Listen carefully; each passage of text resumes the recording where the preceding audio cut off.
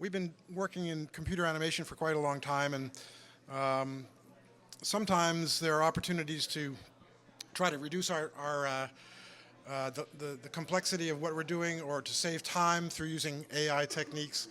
And I pulled a couple of projects out of the archives today to try to show you how we use these techniques. I would say that AI applications in visual effects are really in their infancy. There's so much more that can be done. And one of the areas that I think is a growth area for AI in visual effects is in rendering facial human faces. The problem with rendering human faces is that we look at faces all day long. It's all we do practically.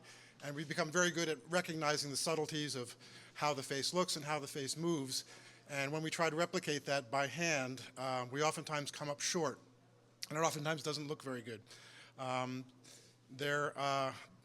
We're getting better and better at it.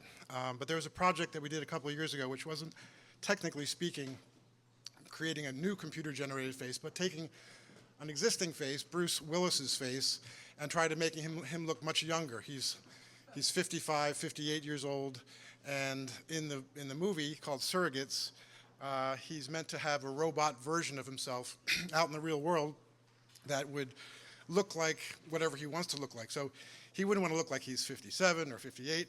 He'd want to look like he's 35. So our job was to take footage of Bruce Willis and make him look younger. And so the first thing we did was we got a cyber scan of Bruce's face, which you can see on the left side. Once we had that digital information about the geometry of his face in the computer, we could go in and digitally sculpt it so that we could bring his chin up, make his earlobes shorter, because earlobes lengthen as you get older, smooth out around the eyes, reduce the amount of fat in his cheeks. And as you can see, on the left side is the original cyber scan, and on the right side is our modified database. And as it rotates, you can see that we've reduced the wrinkles, we call it degobbling, taking out the turkey neck. And so once we had this modifications done to the computer-generated version of Bruce's head, we would then do what we call match moving. And in match moving, what you want to do is you want to figure out two things. One is how the camera was moving during the shot. And this grid on the wall in the background is our reference that tells us if we've accurately tracked the motion of the camera. In this shot, it's very subtle, but cameras move all the time. And so tracking the camera motion so that we can create a computer-generated object that matches the perspective of that camera is important. The other half of the battle is to match the movement of Bruce's head. And this checkerboard on Bruce here gives us a means of determining if we actually have a good match on his head. So if you look at this, what you should see is the checkerboard on his face and the checkerboard in the background appearing to be stuck to the imagery. And once it's stuck to the imagery, not sliding at all, we know we have a good match of the camera motion and of his performance. So then the trick is, okay, how do we get the computer-generated head onto his face realistically? And the way we do that is we take the footage that we shot, which is a scene like this, and we match the computer-generated head to his head. We know how to do that because we've tracked it. And then we projection map the textures from the actual footage onto our new geometry. And that gives us the modified geometry, but with his photographed texture, so it's going to match the background and look exactly like what we shot. And the result of that is, if you look carefully, that's after we've processed the face, and it cycles back and forth a few times, but you can see that he looks, a lot younger than that. So here's a couple of sequences where, okay, we've done one shot, and we've learned a lot about how to do this, and we give a series of instructions about how to process this imagery to the computer, try to get it to do lots of shots quickly rather than having to do each shot by hand. So the tracking becomes more automated. The rendering of the skin becomes more automated, and we use AI-like algorithms to try to cut down on the amount of labor required to do this fairly simple task. So here's a few examples. On the left side is what we shot, and on the right side is what we delivered.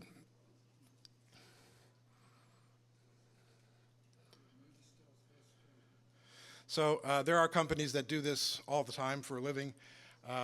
We're not one of them. It's a thankless job, really, because you can't really show what you're doing in most cases, because the stars don't want to be seen to be changing their appearance. And in this case, we're not really able to show it, but in this instance, it's a plot point. You know, we're making him look younger because there's something in the story that requires it. Not just a vanity type thing. So I don't feel too bad about showing this one. Another area that I'm sure many of you are familiar with is from Lord of the Rings and so forth, is when there's thousands and thousands of people doing something that you couldn't possibly afford to hire that many people to go out and do that stuff, you know, like the orcs and big battles and so forth. And there's software that's been developed that use kind of AI concepts to say, okay, we don't want to animate all these thousands and thousands of agents. We want to give them some rules about how they're going to interact and what they're going to do, and let them go and do it. And they can't sort of pass through each other. And you know, if they're marching or if they're battling, you set up a set of rules, and then you let the simulation go and do all that work, and then you set your camera up and render it out. This is a spot that I particularly like, and it uses. If you watch, there are some shots which are obviously shot out in the field, the tighter shots of the guys, and then there's wider shots. Whenever you see a wider shot, that was done with a software called Massive, and they programmed, okay, we want 50,000 guys doing this sort of thing and moving from here to here during this shot. So hopefully we can have a little audio and show this one. Oh, no audio. Any audio coming out of here?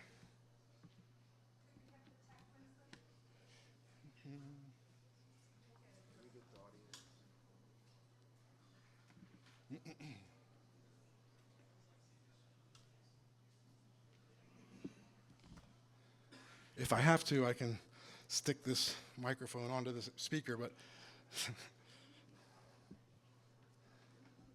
plug the mic into the speaker and you should be. it's not on. It's not working. Just use this mic? Okay. We'll just do it the old-fashioned way.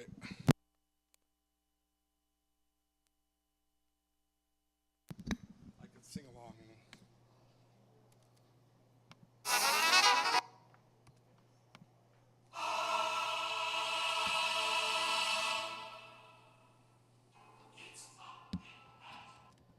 Ah, shit.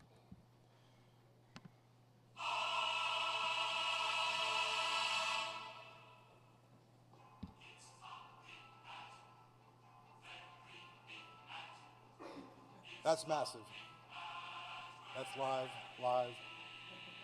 massive.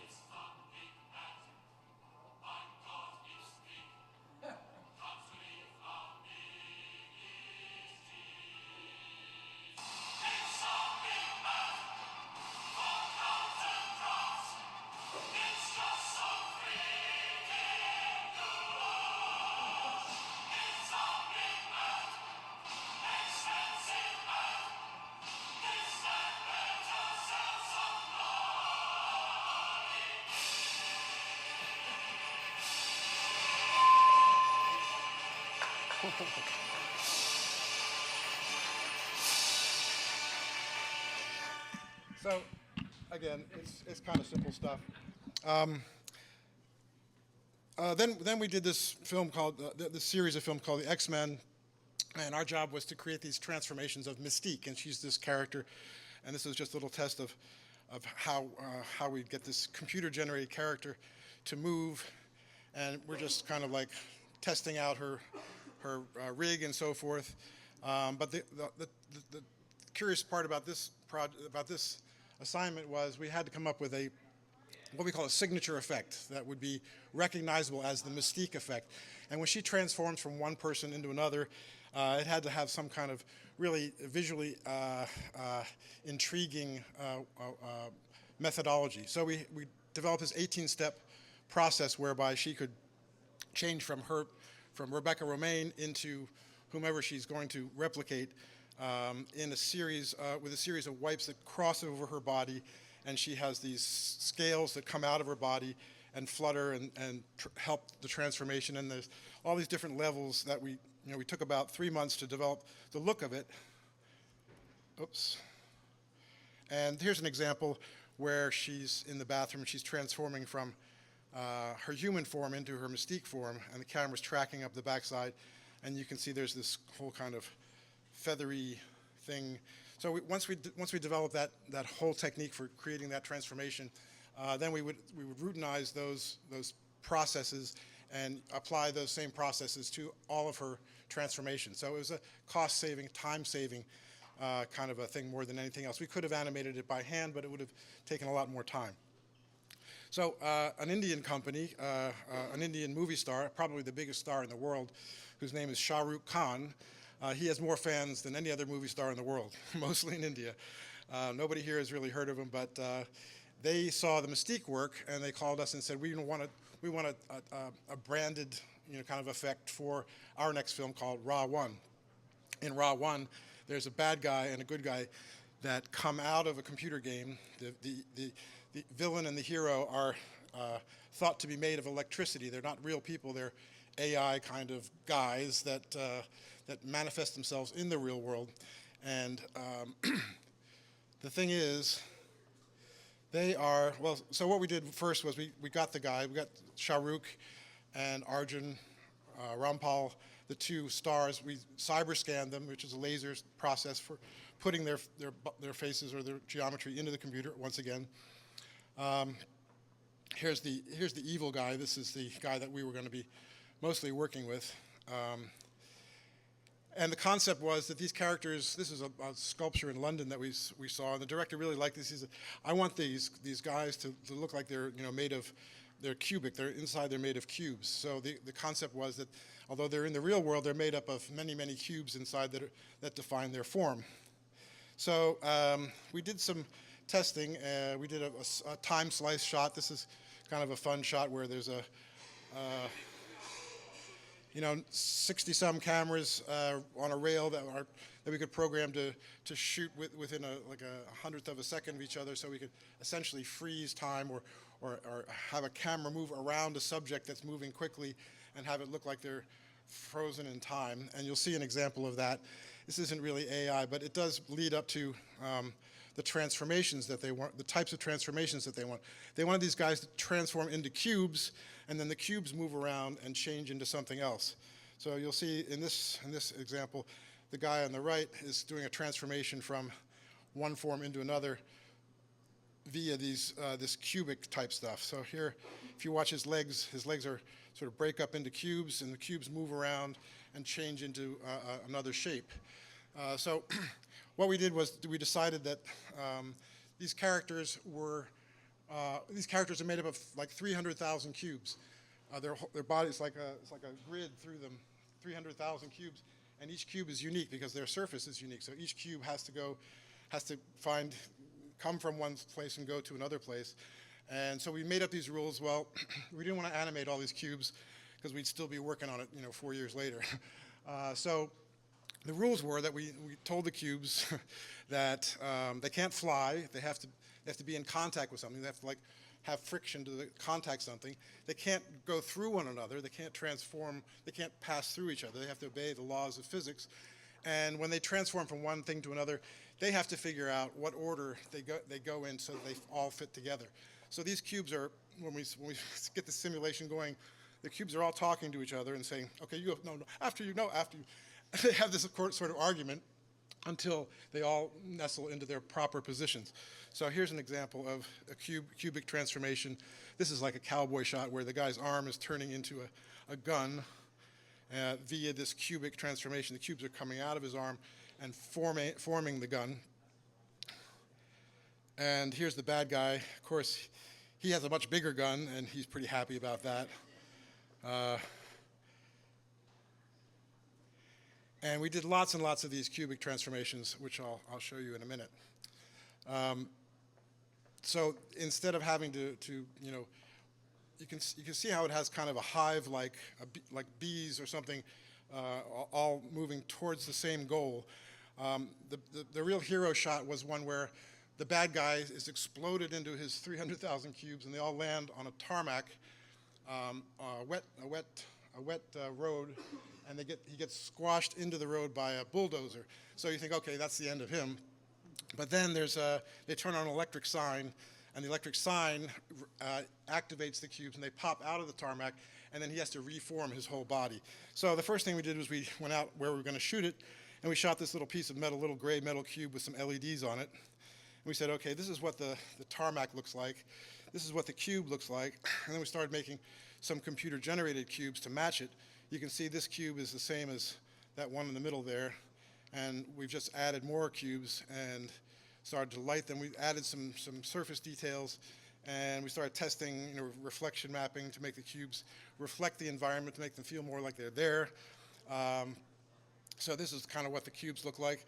And here's an example of where we said, okay, the cubes are going to start out in an array, and they're going to find their way into their position to create the arm. And this is when we first thought we were starting to get somewhere with this effect.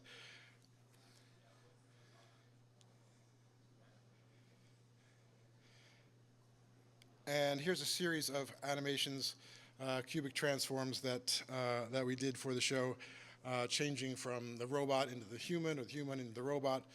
A whole series of these things. They're anti-smoking shot.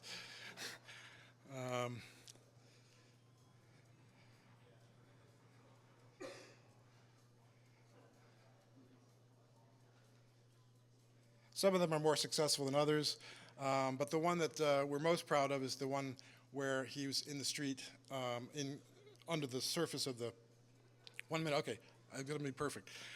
Under the surface, and the electricity allows the cubes to heat up, pop out, and then reassemble into his body. And I'm going to put the audio on for this, coming up in just a minute.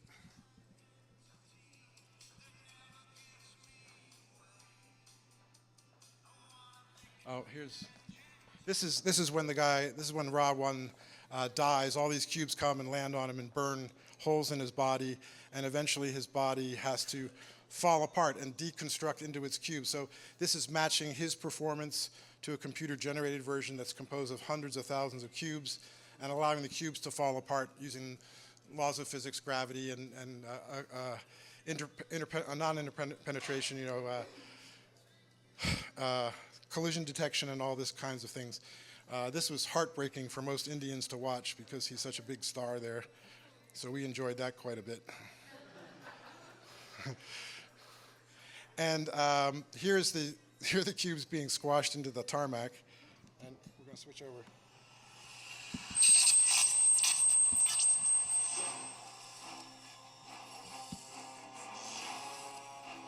Turn the audio up a little bit, maybe.